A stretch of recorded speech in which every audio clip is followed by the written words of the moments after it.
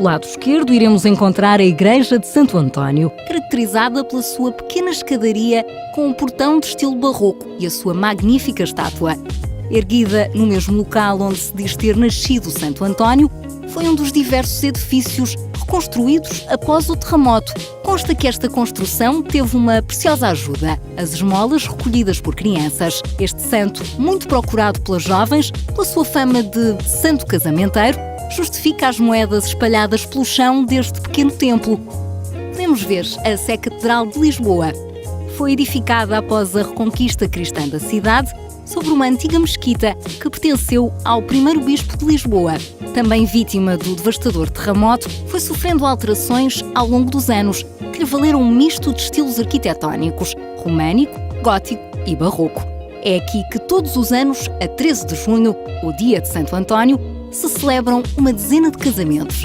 Esta tradição surgiu na década de 50 com a criação de um concurso que elegia casais com poucos recursos económicos, que inicialmente aconteciam na Igreja de Santo António. As festas do santo mais popular de Lisboa alargam-se por vários dias por todos os bairros típicos de Lisboa, com bonitos arraiais, música, sardinhadas e muita animação.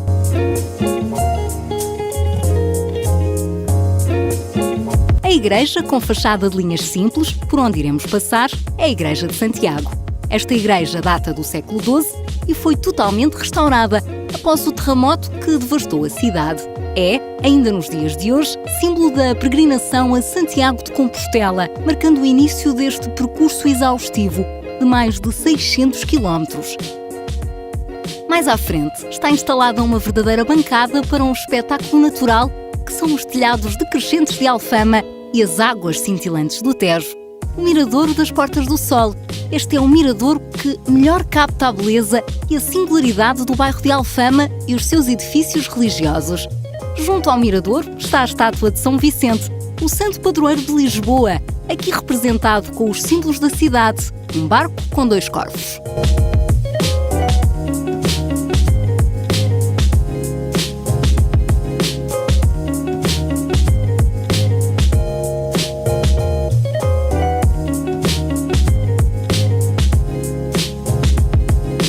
O bairro que percorremos é o bairro da Graça.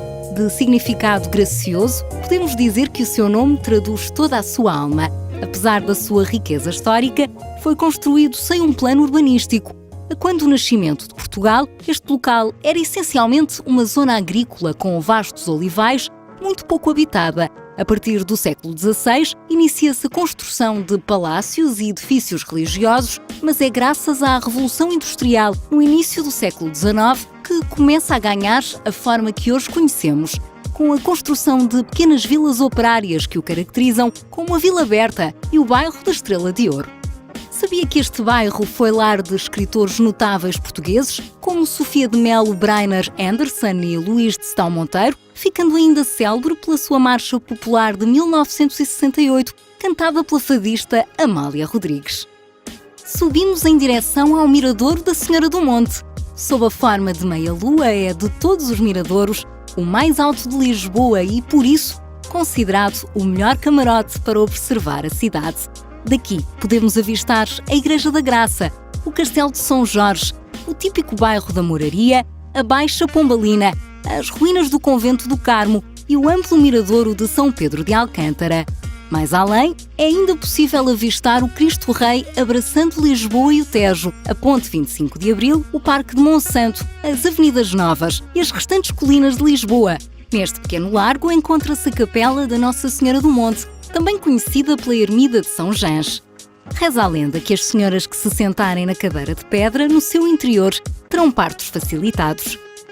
Circulamos no bairro da Moraria, um bairro tão antigo quanto a nacionalidade de Portugal, cujo nome foi adotado após a conquista de Lisboa aos mouros em 1147, quando Dom Afonso Henriques permitiu que uma pequena comunidade mourisca aqui continuasse a habitar. Desses tempos restaram poucos vestígios. No entanto, a Moraria continua a ser o bairro mais multicultural de Lisboa, com moradores de 56 nacionalidades diferentes. Aqui poderão saborear-se iguarias de diversas cozinhas do mundo e encontrar as melhores lojas de produtos alimentares orientais, onde até os maiores chefes se vêm abastecer.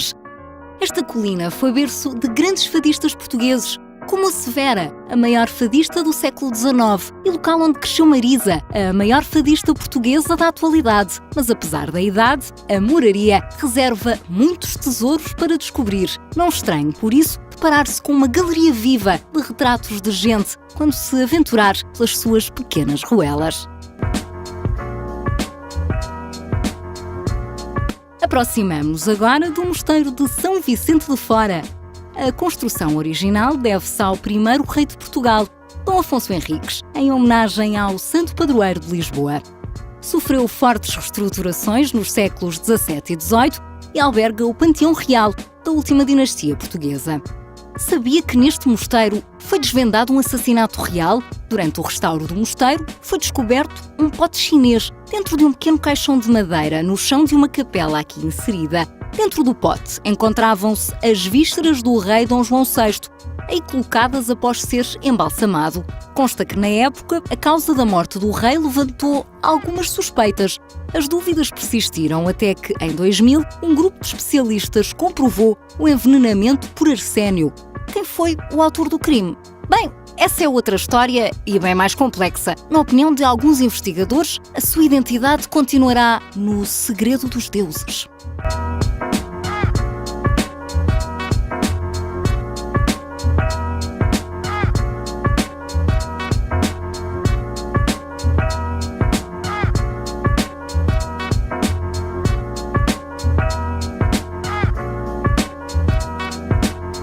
Circulamos pelo mais antigo bairro lisboeta, o bairro de Alfama. Este é o coração de Lisboa, que mais se assemelha a um labirinto de sinuosas ruelas e pequenos pátios que sobreviveram ao grande terremoto de 1755.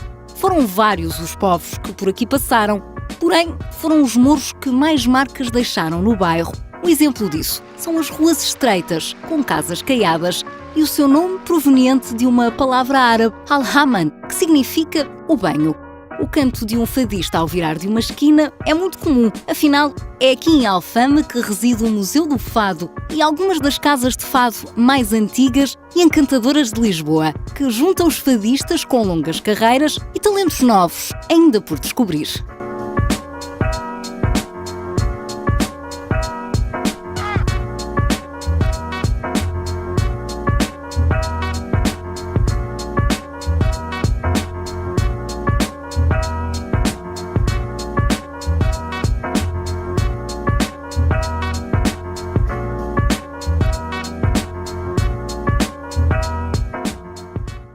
Dirigimos agora para a Baixa Lisboeta, que tem tanto de belo como de trágico. Aqui se erguia o Paço Real da Ribeira, a porta de entrada das famosas caravelas, abalada pelo terremoto de 1755 e engolida pelas águas do Tejo, foi totalmente devastada. Como uma fênix, renasceu das cinzas, graças ao visionário Marquês de Pombal, que projetou a obra recorrendo às primeiras técnicas de construção de edifícios anti-sismo. Agora, imagine que debaixo do chão por onde passamos se encontra uma galeria romana submersa pelas águas do Tejo, construída para suportar grandes edifícios. É verdade, Lisboa esconde mistérios a cada esquina. Sugerimos que no final deste passeio suba ao arco da Rua Augusta e vislumbre a arquitetura genial desta área.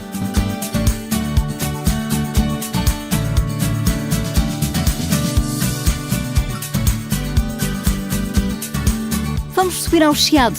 Este prestigiado bairro está associado à elite intelectual e modernista lisboeta. Viu nascer o romantismo do século XIX e o modernismo da geração de Orfeu, da qual fazia parte Fernando Pessoa, um dos maiores poetas portugueses. A história do Chiado ficou marcada por um terrível incêndio que deflagrou em 1988. Alastrou-se por 17 edifícios, transformando para sempre a face deste bairro, que permaneceu em ruínas por uma década.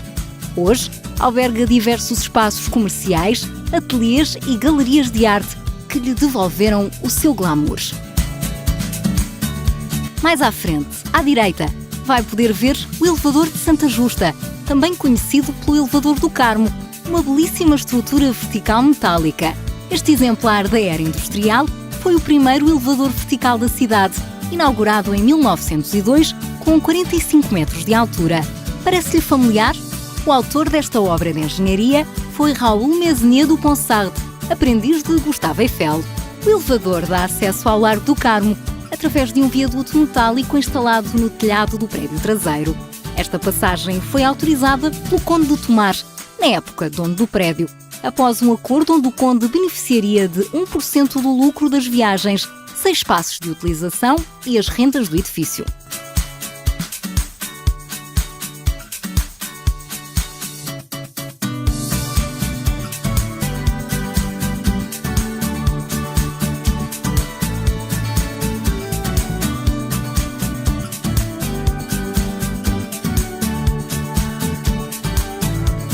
Alcançaremos dentro de momentos o Mirador de São Pedro de Alcântara. Aqui, Lisboa irá presenteá-lo com uma das suas melhores panorâmicas, desde a sua zona de construções mais recentes à colina mais alta da cidade. Esta vista permite um olhar atento através de um telescópio. Por isso, estacione o carro e venha daí conhecer esta vista imperdível. Afinal, uma imagem vale mais do que 1000 palavras.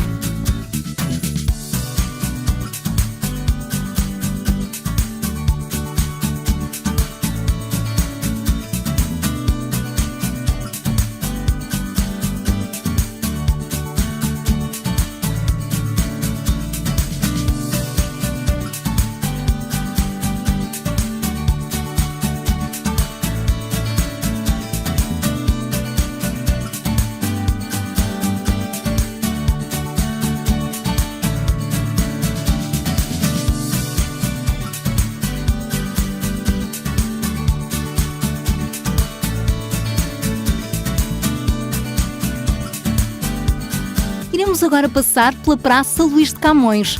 Construída sobre as ruínas de um velho palácio, é composta por uma estátua em bronze deste grande poeta português, pai da famosa obra Os Lusíadas, que retrata a aventura dos navegadores portugueses.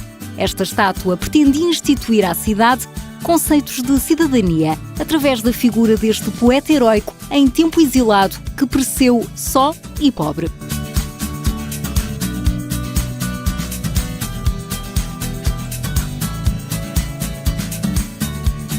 Já reparou na linha do elétrico que se estende ao longo da rua?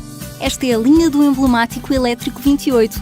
Foi inaugurada em 1914, tendo hoje um percurso de 7 km entre a Praça de Martim Muniz e os Prazeres, passando por lugares imperdíveis, como a Graça, Alfama, Baixa, Chiado e Estrela. Estes elétricos amarelos, que mais parecem saídos de um museu, foram em tempos o principal meio de transporte da cidade. Desde o primeiro elétrico puxado por cavalos, em 1873, a rede de elétricos multiplicou-se. Na década de 50, contava com 27 linhas de elétrico, das quais hoje restam 5. Graças às curvas apertadas e às ruelas estreitas de forte inclinação, este clássico elétrico dos anos 30 é, ainda hoje, o meio de transporte ideal para se atravessar os acanhados bairros históricos. É um dos ícones da cidade de Lisboa que não deixa ninguém indiferente à sua passagem.